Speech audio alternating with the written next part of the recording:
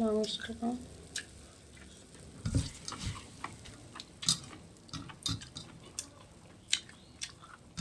High বন্ধুরা, তোমরা সবাই কেমন আছো? আশা করি সবাই খুব ভালো আছো, আর আমিও খুব ভালো আছি। তো দেখো, এখানে ব্রেকফাস্ট করে নিচ্ছিলাম, মুড়ি, মিষ্টি, ছোলা ছোলা ভেজানো। তো আমার বর মিষ্টি এনেছিল, এই মিষ্টিটা খুব সুন্দর খেতে ছিল। আর তারপরে ডিম সিদ্ধ করে খেয়েছিলাম আমি। ডিম সিদ্ধ করে নিয়েছিলাম। ডিম সিদ্ধটা খাওয়ার পরে দেখো, আমার বর মাছ নিয়ে এসেছিলো। কত বড় বড় চিংড়ি মাছগুলো দেখেছো বন্ধুরা? তো এই চিংড়ি মাছ আর মাছের ডিম এনেছে, দেখো কতটা।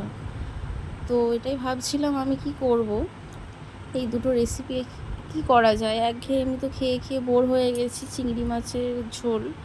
তো এই জন্য ভাবলাম যে চিংড়ি মাছ ভাপা করা যাক, ভাপা চিংড়ি। তো ভাপা চিংড়ি করেছিলাম, সর্ষে, পোস্ত, কাঁচা লঙ্কা, নুন, হলুদ, সর্ষের তেল দিয়ে একসঙ্গে মেখে নিয়েছিলাম দেখো। তারপরে কড়াইতে বসিয়ে দিয়েছিলাম, কারণ আমার কাছে বড় টিফিন কারি ছিল না। এটা টিফিনেও হবে, আবার কড়াইতে করলেও হবে। তো আমি কড়াইতেই করেছিলাম, কারণ আমার কাছে ছোট টিফিন ছিল। বড় টিফিন যেহেতু ছিল না, ওই জন্য আমি কড়াইতেই করেছিলাম। তো ওটা একসঙ্গে কড়াইতে ঢেলে দিয়ে, তো মশলার জলটা দিয়ে একবারে আমি বসিয়ে দিয়েছিলাম। এখানে দেখো বড়াগুলো ভাজা হয়ে গেছে, মাছের ডিমের বড়াগুলো। এই দেখো আমি কড়াইতে এই যে দিয়ে দিয়েছি, এই দেখো ফুটছে। আর খুব সুন্দর খেতে হয়েছিল বন্ধুরা।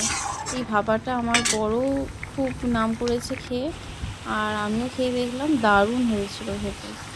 আর মাছের ডিমের বড়াটাও খুব সুন্দর খেতে হয়েছিল। পেঁয়াজ, কাঁচা লঙ্কা কুচি, আদা রসুন কুচি, একটুখানি বেসন, নুন, হলুদ দিয়ে মাখিয়েছিলাম বড়াগুলো। তো তারপরে দেখো, দুপুরের খাবার নিয়ে চলে এসেছি। করলা ভাজা, মাছের ডিমের বড়া, আর ভাপা চিংড়ি।